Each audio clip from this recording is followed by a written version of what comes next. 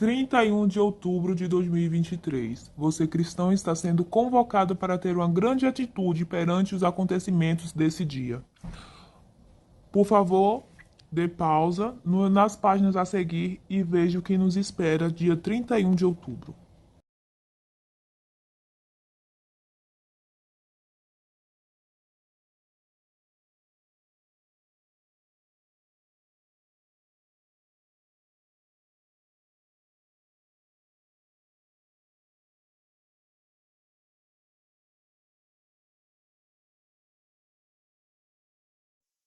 Leia atentamente esta página.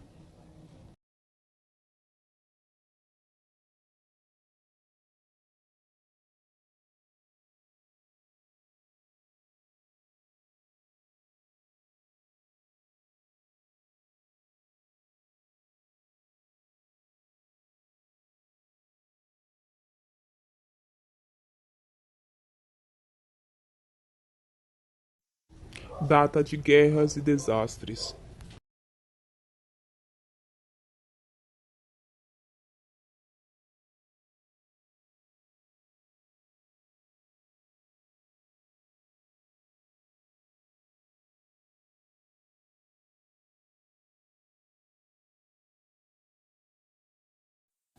O dia 31 de outubro é um dia muito bom também para nós cristãos. Começa no dia do Halloween. Não sabia, padre. Hoje você já sabe. Os satanistas celebram o início do ano satânico na festa do Halloween. Concretamente, na noite do Halloween, às 3 da manhã, que é a hora do demônio, contrária à hora da misericórdia, 3 da tarde, o satanismo é sempre o oposto do cristianismo, é sempre fazer o contrário. A missa satânica é a missa ao contrário, com as palavras ao contrário, com profanações eucarísticas, coisas tão tristes que é difícil falar aqui. Melhor não saber muito, mas é melhor saber que é muito mal. Em 2023, eles têm como plano, dia 31 de outubro de 2023, que é uma data importante para o satanismo, eles vão fazer um grande ritual onde satanistas do mundo inteiro, verdadeiros satanistas, tá? Não de TikTok, pra ficar claro. Verdadeiros, que agem oculta, né? Porque o diabo, para ter efeito, ele tem que agir nas sombras, né? Ele não vai se mostrar, eu sou o diabo, eu vim aqui prazer, eu sou o demônio.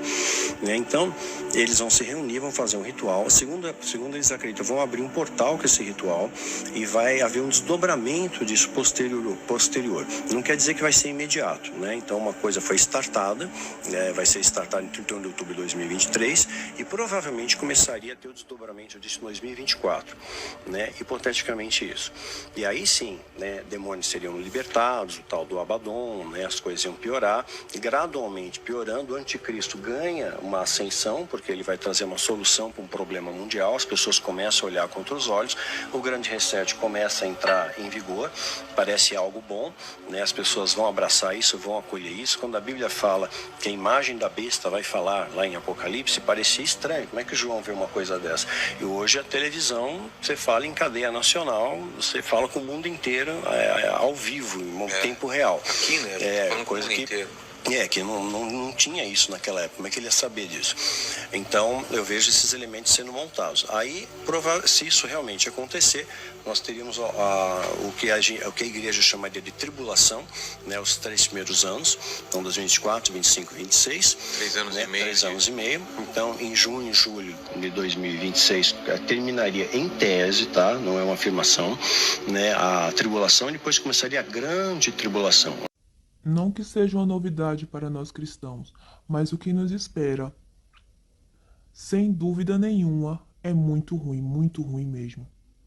Estamos convidando a todos para um jejum e oração perante os acontecimentos desse dia. Vamos pedir para o Senhor fechar essa maldita porta, pois para Deus nada é impossível. Não vamos deixar barato, não. Eles estão fazendo a parte deles, vamos fazer a nossa. Pois somos muitos cristãos e fazemos a diferença. O fim do mundo está próximo. Será que o cristianismo e o satanismo entram em acordo quando o assunto é este? Segundo o ex-satanista agora convertido, Daniel Mastral, há até mesmo um calendário que indica o início do fim. E aí? Você Está preparado? Cita no livro das Revelações de João que o fim dos tempos será marcado pela volta de Jesus. Disso, a maioria das pessoas está cansada de saber. Nesse dia, tudo que conhecemos, tudo que vemos e sentimos, todo o sentido da vida será perdido. E se salvarão somente aqueles que creem que Pai, Filho e Espírito Santo são uma só coisa. E claro, aceitem essa tríade como sendo a única verdade. Essas almas estarão salvas. No entanto, antes de Cristo voltar, a humanidade será apresentada a uma espécie de líder, ou que se apresentará como sendo um. No início, ele se mostrará como um unificador e pacificador, alguém que irá trazer uma solução para os problemas mundiais que irão surgir, ou que já estão surgindo. Segundo algumas fontes, a partir do momento em que poderosos demônios forem libertados e trazidos à presença humana, a humanidade viverá a sensação de prosperidade e paz, contudo, sem se dar conta de que essa sensação é apenas superficial, passageira, e que poderá se desencadear no verdadeiro caos. Mas, antes da tempestade, haverá calmaria, o grande reset, algo que a humanidade aceitará de bom grado, ignorando ao mesmo tempo que ali estará se iniciando a tribulação para, pouco tempo depois, vir a grande tribulação. Atualmente, só quem não se encontra no planeta Terra é que não vê o estardalhaço que vem acontecendo no mundo da política global e tem feito os países se dividirem, assim como no mundo das religiões, que tem ocasionado o distanciamento de grupos de pessoas em todo o mundo. Será que isso indica que os demônios já foram libertados? Recentemente, a inauguração do maior túnel ferroviário do mundo, construído entre a Suíça e a Alemanha, deixou muita gente desconfiada e até amedrontada, devido ao teor do espetáculo que foi apresentado. Inaugurado em 1º de junho de 2022, o túnel possui 57 quilômetros de extensão e foi construído sob as altas montanhas dos Alpes, a fim de diminuir a distância e o tempo gasto de viagem entre os dois países, chegando a economizar 1 hora e, de certa forma, barateando os custos de transporte. O fato que chamou a atenção de muita gente, especialmente dos religiosos, foi o teatro feito para essa inauguração. A peça, criada pelo alemão Volkhaz, foi baseada em uma antiga lenda suíça alpina que conta que, para facilitar a travessia dos aldeões num trecho de altos penhascos, o diabo construiu uma ponte, mas com a condição de ter a alma do primeiro que a atravessasse. Espertos, os aldeões teriam colocado uma cabra no lugar de uma pessoa para fazer essa travessia, na tentativa de ludibriar o feitor da obra. Enfurecido, o diabo foi até uma enorme rocha a fim de jogá-la sobre a ponte e destruí-la. Mas antes disso, uma das aldeãs havia fixado uma cruz sobre a rocha, impedindo que o capiroto se aproximasse e concluísse seu plano. A cerimônia contou com europeus poderosos, como a chanceler alemã Angela Merkel, o presidente francês François Hollande, o chanceler austríaco Christian Kerr e o primeiro-ministro italiano Matteo Renzi.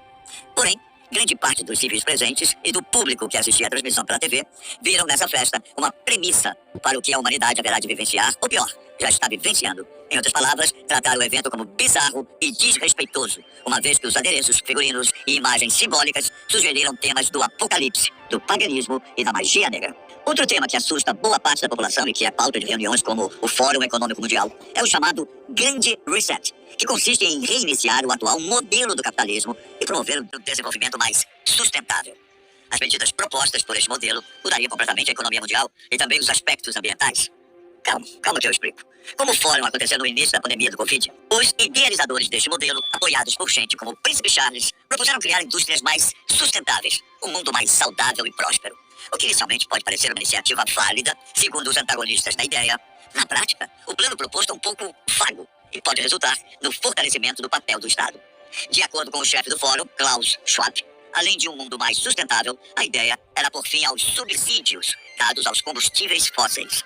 Era a intenção também gerar maior imposto sobre a riqueza, determinar novas regras sobre o trabalho, entre outras medidas, o que, para os especialistas contrários à ideia, pode acabar gerando uma interferência em diversos aspectos nos atuais padrões de vida. Políticos conservadores, instituições financeiras, diversos meios de comunicação e até mesmo instituições religiosas são contra tal modelo e criticam a iniciativa por ela ser uma ameaça à economia global e à liberdade individual, uma vez que o controle de tudo isso acabaria nas mãos do Estado. Hoje, pelo menos na maioria dos países, isso é algo impensável. Uma outra coisa preocupante relacionada ao fim dos tempos, mas que não é de hoje, que vem sendo testada, é o uso de uma substância retirada no processo de oxidação da adrenalina, um dos hormônios que possuímos. Tal substância é uma molécula chamada adrenocromo. Tudo bem, se isso fosse apenas uma questão voluntária, em que um adulto fosse até um banco de sangue e doasse sua parte para alguma utilização prática e benéfica. Porém, acontece que seu uso tem sido feito de forma implícita e ilegal. E bota ilegal nisso. O que se fala a respeito do adrenocromo é que pessoas de grande poder aquisitivo estariam o utilizando para fins de rejuvenescimento e pagando muito, muito caro por isso. Até até aí tudo bem também, não? Afinal, quem não gostaria de descobrir a fonte da juventude? O problema está na forma que estão usando para obter essa molécula. De acordo com as fontes, crianças entre 7 e 10 anos seriam assediadas e levadas a um determinado local. Então, elas precisariam ser aterrorizadas sob tortura, a fim de gerar adrenalina suficiente no organismo. Mas até chegar a este ponto, a criança em questão já estaria se aproximando de sua morte. Nesse momento, retira-se o sangue da criança e, no laboratório, é feita a extração do hormônio desejado do sangue. Posteriormente, o cliente compra esse hormônio e o injeta em sua corrente sanguínea. Segundo os satanistas e outros seguidores da ideia, o adrenocromo é um verdadeiro milagre da juventude. Para Daniel Maestral, o ex-satanista, o comércio dessa substância é uma das maiores fontes de renda da instituição e tem sua matriz nos Estados Unidos. Mas seu campo de ação é mundial. Agora você deve estar se perguntando, e quando a criança morre, o que é feito do corpo? Ainda segundo disse Daniel, em uma entrevista a um podcast, elas são queimadas, se transformam em pó e acabam entrando para as estatísticas de desaparecimento. Mas não pense que o satanismo é algo fácil de ser dizimado. De acordo com Daniel, várias esferas da sociedade, como artistas de renome, agentes da lei e da justiça, e principalmente governos, estariam envolvidos com a doutrina, fazendo de tudo para proteger essa ideologia do terror.